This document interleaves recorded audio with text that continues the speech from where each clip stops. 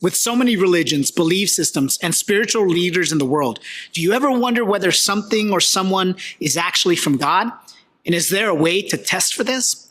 John lays out the one factor that separates false teachings from those that come from God, and it all starts with acknowledging that Jesus Christ came in the flesh to live, die, and rise from the dead so that we might be saved.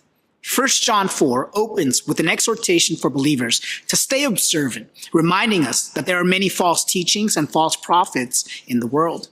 John then goes on to show us the way that we recognize whether something or someone is from God, and it comes down to one word: love.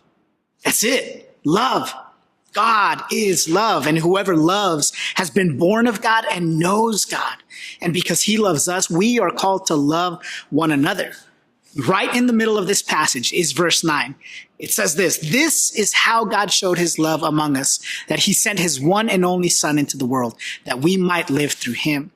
There's an epidemic of loneliness in our world today. Strife, war, division, all of it drives people away from each other and towards isolation. And isolation leads to despair.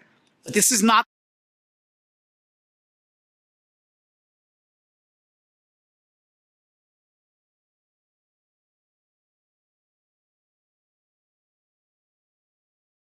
the life that God intended for us.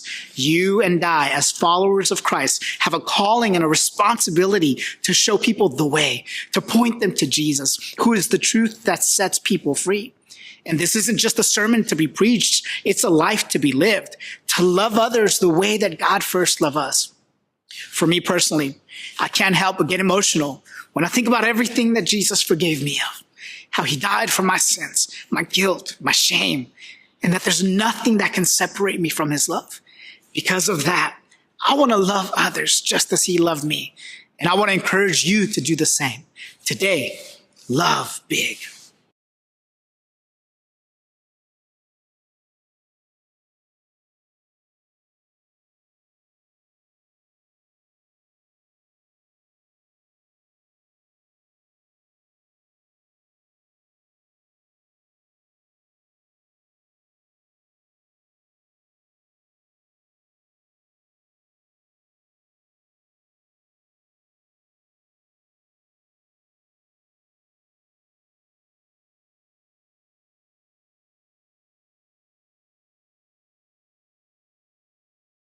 Creating real, Christ-centered community can be easier said than done.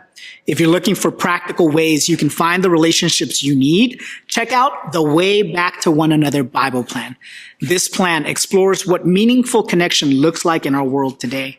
You'll find 5 biblical, countercultural practices that you can use to combat loneliness and to foster the community God intended for all of us to experience.